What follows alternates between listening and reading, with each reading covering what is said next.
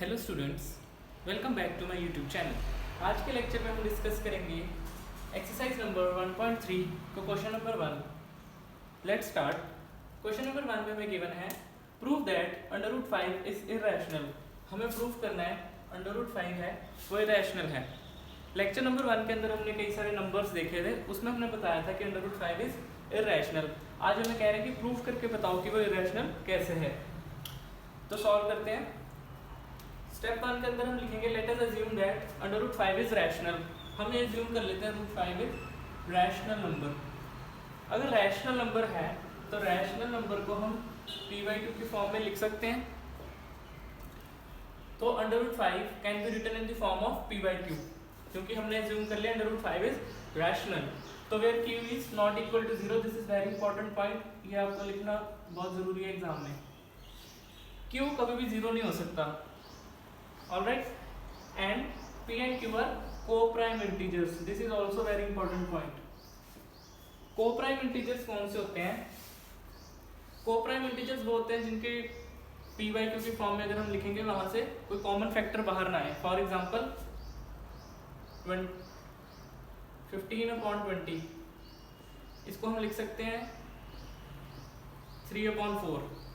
3/4 is a co-prime number, co-prime integers, लेकिन 15/24 co-prime नहीं है। क्यों नहीं है?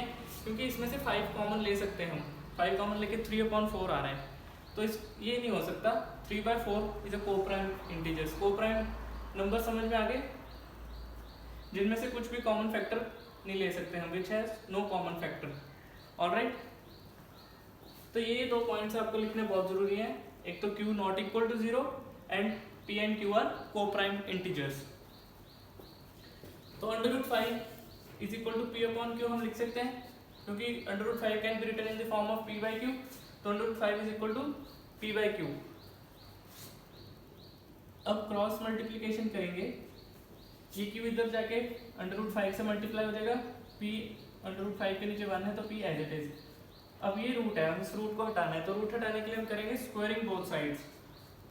स्क्वायरिंग बोथ साइड्स के अंदर √5 का स्क्वायर करेंगे तो 5q का स्क्वायर q² इक्वल्स टू p का स्क्वायर p²। ये हमारी स्टेटमेंट नंबर 1 आ गई। 5q² is equal to p²। अब ये है p² is equal to 5q² plus 0। This is p² is equal to 5q² plus 0 plus 0 लिखो चाहे ना लिखो, दिस इज सेम स्टेटमेंट। तो इसका मतलब है dividend is equal to divisor into quotient plus reminder.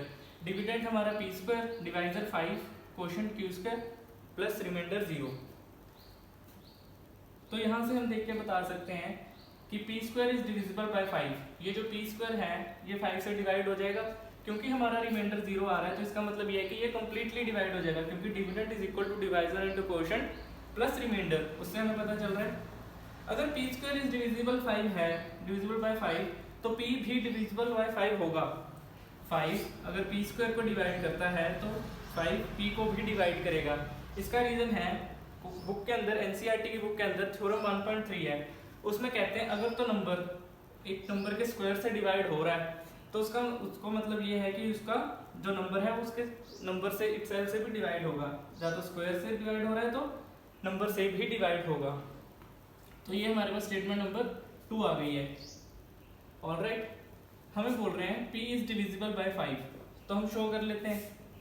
p को बीच में रख के 5 से डिवाइड करेंगे, कोशेंट आएगा और रिमाइंडर आएगा। ये यहाँ पे हमें पता है कंप्लीटली डिवाइड हो रहा है, तो रिमाइंडर 0। तो कोशेंट हम अज्यूम कर लेते हैं c। हम कुछ भी अज्यूम कर सकते हैं x y z। c हमने इसलिए अज्यूम किया है क्योंकि एनसीईआरटी की बुक में भी c गिवन है। तो dividend is equal to divisor into quotient plus remainder, फिर p is equal to 5c। हम ये लिख लेंगे p is equal to 5c, dividend is equal to divisor into quotient plus remainder से। This is our statement number 3। यहाँ तक clear है आपको? अब नेक्स्ट स्टेप के अंदर putting the value of p from equation 3 में से p की वैल्यू हमारे पास 5c है, ये हम इक्वेशन नंबर 1 में डाल देंगे। p की वैल्यू 5c यहाँ पे पुट करेंगे, 5q² as it is. p हमारे पास है 5c, तो स्क्वायर भी है तो whole square. 5q² is equal to 5 का स्क्वायर 25c²। तो इसको हम 5 से डिवाइड कर देंगे तो q² is equal to 5c आ जाएगा हमारे पास। ये आएगी क्वेश्चन नंबर 4। हमारे पास पी स्क्वायर भी है और क्यू स्क्वायर भी है, ठीक है।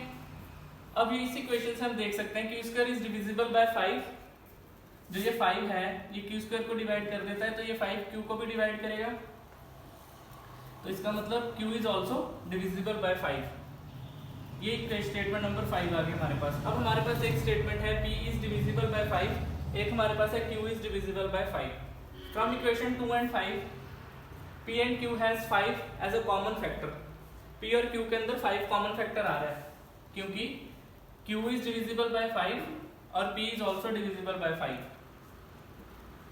अगर तो कॉमन फैक्टर आ रहा है तो ये कोप्राइम नंबर्स कैसे होंगे? Therefore P and Q are not co-prime, they are not co-prime। लेकिन हमने तो एज्यूम किया हुआ है कि ये कोप्राइम नंबर्स है। फर्स्ट स्टेप के अंदर हमने एज्यूम किया था where Q is not equal to 0 and P, Q are co-prime integers, लेकिन जब हमने प्रूव किया तो ये नॉट कोप्राइम नंबर्स आ रहे हैं, ये तो कोप्राइम नंबर्स है ही नहीं, ये तो कॉन्ट्रडिक्शन हो गई।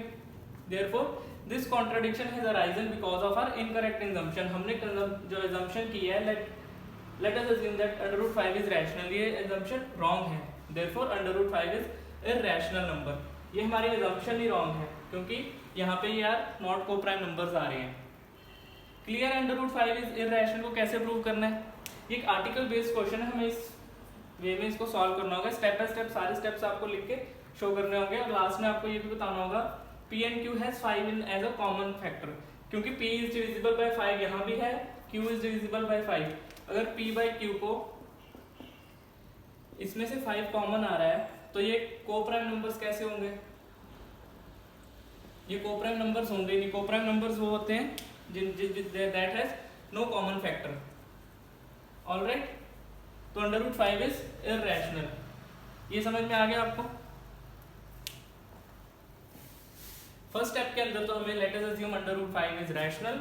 अगर ये रैशनल है तो P by Q की फॉर्म में लिखेंगे where Q not equal to 0 and P and Q are co-prime numbers। अगर √5 रैशनल है तो P by Q की फॉर्म में लिख लेंगे, क्रॉस मल्टीप्लिकेशन करेंगे, फिर स्क्वायरिंग बोथ साइड्स, हमारे पास आ जाएगा 5q² is equal to p²। अगर p² डिवाइड करता है 5 को तो p भी डिविजिबल बाय 5 होगा। ऑलराइट, तो p अगर इसको डिवाइड करता है तो हम शो कर लेंगे, p को सेंटर में रख के 5 से डिवाइड करेंगे, कुछ ना कुछ क्वोशंट आएगा और कुछ ना कुछ रिमाइंडर आएगा। रिमाइंडर हमारा यहाँ पे 0 है क्योंकि ये इसको कंप्लीटली डिवाइड कर देता है। p की वैल्यू 5 सी आ गई, हम इक्वेशन नंबर 1 में पुट कर देंगे 5q² is equal to 5c², 5q² is equal to 5 का स्क्वायर 25, c², यहाँ से q² is equal to 5c आ जाएगा। तो q² इज डिविजिबल बाय 5, तो q भी डिवाइड करेगा 5 को, तो p and q has common आ जाएगा, तो 5 उसमें कॉमन आ रहा है, तो therefore p and q are not coprime. ठीक है, कोप्राइम नंबर्स है ही नहीं, तो हमारी जो assumption है वो गलत है क्योंकि कॉन्ट्रडिक्शन अराइज हो रही है। Therefore √5 is irrational number. Clear है ये? नेक्स्ट क्वेश्चन पे चलते हैं। क्वेश्चन में हमारे पास गिवन है प्रूव दैट 3 + 2 √5 इज इररेशनल।